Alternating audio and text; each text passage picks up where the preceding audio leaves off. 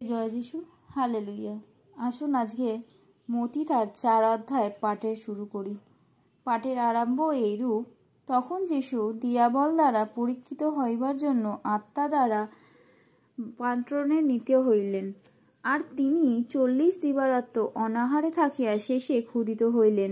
তখন পরীক্ষক নিকটে আসিয়া তাহাকে কহিল, তুমি যদি ঈশ্বরের পুত্র হও তবে বলো, যেন এই পাথরগুলা রুটি হইয়া যায়।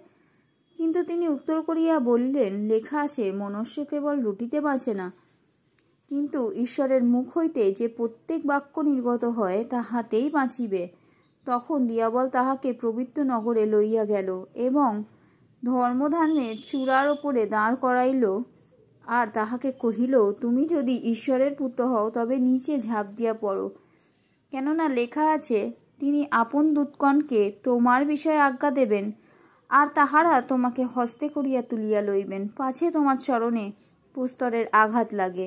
যিশু তাহাকে কহিলেন, আবারও লেখা আছে, তুমি আপন ঈশ্বর প্রভুর পরীক্ষা করিও না।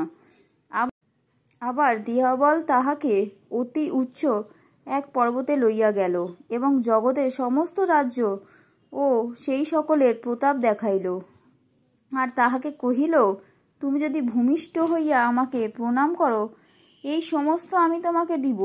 তখন যিশু তাহাকে কহিলেন, দূর হও শয়তান, কেননা লেখা আছে, তোমার ঈশ্বর প্রভুকে প্রণাম করিবে, কেবল তাহারই আরাধনা করিবে। তখন দিয়াবল তাহাকে ছাড়িয়া গেল, আর দেখো, দূতগণ কাছে আসিয়া তাহার পরিচর্যা করিতে লাগিলেন। যিশুর প্রকাশে কাজের আরম্ভ।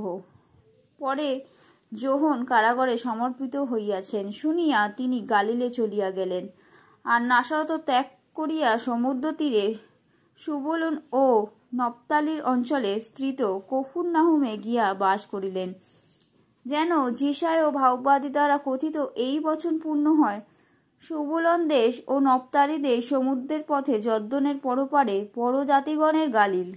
যে জাতি অন্ধকারে বসিয়াছিল তাহারা মহা আলো দেখিতে পাইল, যাহারা মৃত্যুর দেশে ও ছায়াতে বসিয়াছিল তাহাদের ওপরে আলো উদিত হইল। সেই অবধি যিশু প্রচার করিতে আরম্ভ করিলেন, বলিতে লাগিলেন, মন ফেরাও, কেননা স্বর্গরাজ্য সন্নিকট হইল।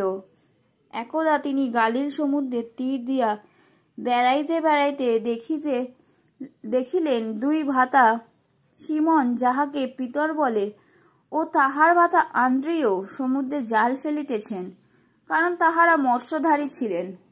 তিনি তাহাদিগকে কহিলেন, আমার পশ্চাৎ আইসো, আমি তোমাকে মনুষ্যধারী করিব। আর তখনই তাহারা জাল পরিত্যাগ করিয়া তাহার পশ্চাৎগামী হইলেন। পরে তিনি তথা হইতে অগ্রে গিয়া দেখিলেন, আর 2 ভ্রাতা শিবদিয়ের পুত্র যাকব ও তাহার ভ্রাতা যোহন আপনাদের পিতা শিবদিয়ের সহিত নৌকার জাল ছাড়িতেছেন। তিনি তাহাদিগকে ডাকিলেন, আর তখনই তাহারা নৌকা ও আপনাদের পিতাকে পরিত্যাগ করিয়া তাহার পশ্চাৎগামী হইলেন।